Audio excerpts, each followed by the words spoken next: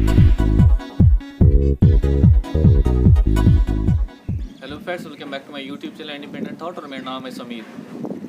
दोस्तों, आज देश में जो कोरोना का संक्रमण है वो जिस तादाद में फैल रहा है, जो लेवल पे पहुंच गया है, जो आंकड़ा अभी देश में है, उस हिसाब से जो केंद्र सरकार की तरफ से नई गाइडलाइन जारी हुई है गृह मंत्रालय से, जो रजिस्टर्ड दुकानें हैं पूरे देश में वो खुल सकती है, जिसके अंतर्गत मैं आप लोगों से पूछ रहा हूं दोस्तों, क्या ये सही है? कि आज जो देश में माहौल है, आप लोगों को भी पता होगा कि जिस दिन लॉकडाउन हुआ था उस दिन हमारे देश में जो संक्रमित मरीजों की संख्या थी वो बस 500 थी, और आज ये आंकड़ा 20,000 को क्रॉस कर चुका है। और इस बीच ये जो खबर आई है केंद्र सरकार से कि जो रजिस्टर्ड दुकानें हैं वो सशर्त खुल सकती है, कुछ शर्तों के साथ वो खुल सकती है, ये कहाँ तक जायज़ है?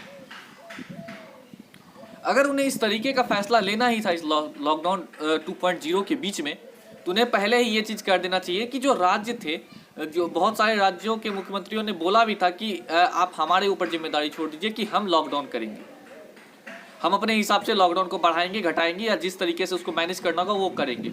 लेकिन केंद्र सरकार ने उन्हें कोई इस तरह का अधिकार नहीं दिया और पूरे देश में 3 मई तक लॉकडाउन की घोषणा कर दी गई थी। तो फिर इस बीच में जो ये नई गाइडलाइन जारी हुई है, ये कहाँ तक सही है? दोस्तों, आज हम अमेरिका और इटली जैसे देशों से काफ़ी पीछे चल रहे हैं हर मामले में।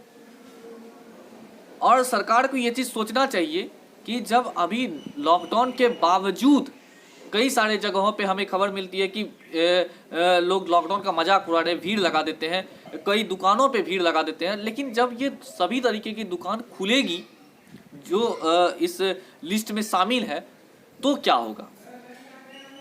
क्या सरकार को इस चीज़ की चिंता नहीं है? आप लोगों को क्या लगता है दोस्तों, ये कहाँ तक मुनासिब है? आज अगर बाजार में भीड़ बढ़ती है तो निश्चित है कि मरीजों की संख्या में अचानक वृद्धि आएगी, ये तय है। हाँ, मैं मानता हूँ कि देश चलाने के लिए अर्थव्यवस्था की भी एक अहम भूमिका होती है, बिना पैसों के देश नहीं चलता, लेकिन इसका मतलब ये नहीं कि सरकार लोगों के जान के साथ खिलवाड़ करे। अगर ये केंद्र सरकार ने कहा कि अभी ये कम्युनिटी स्प्रेड नहीं हुआ है, लेकिन अगर इस तरीके का कुछ होता है तो इससे कभी इनकार नहीं किया जा सकता है कि कम्युनिटी स्प्रेड होने में बहुत ज़्यादा टाइम लगेगा, स्टेज 3 में घुसने में बहुत ज़्यादा टाइम लगेगा। हालांकि अभी बिहार में पूरी तरीके से इस चीज़ के बारे में खुलासा नहीं किया गया है, बिहार सरकार की तरफ से कोई इस तरह का घोषणा नहीं हुआ है कि बिहार में आखिर क्या होगा। लेकिन जो केंद्र से गाइडलाइन जारी हुई है, ये तो बहुत निराशजनक है। सरकार को चाहिए कि इस पे से वापस से फैसला ले और कड़ाई से फिर से लॉकडाउन जो चल रहा था, जिस तरीके, अगर इसका मतलब लॉकडाउन तो टूट गया, अगर ये चीज़ लागू हो जाता है पूरे देश में तो इसका मतलब ये होता है कि लॉकडाउन टूट गया, पूरी तरीके से फेल्योर हो गया। हम भी जान रहे हैं कि आज मरीज इसलिए नहीं मिल रहा है क्योंकि जांच भी उस लेवल का नहीं हो पा रहा है। आज हमारे देश में जो जांच करने का जो संख्या है वो भी बहुत कम है, बहुत कम लेवल पे जांच हो रहा है, और इस कारण से मरीज भी नहीं मिल रहे हैं। लेकिन जहाँ पे जांच तक नहीं हो रहा है सही से, उस देश में इस तरीके का लापरवाही वाला फैसला लेना ये एकदम जायज़ नहीं है।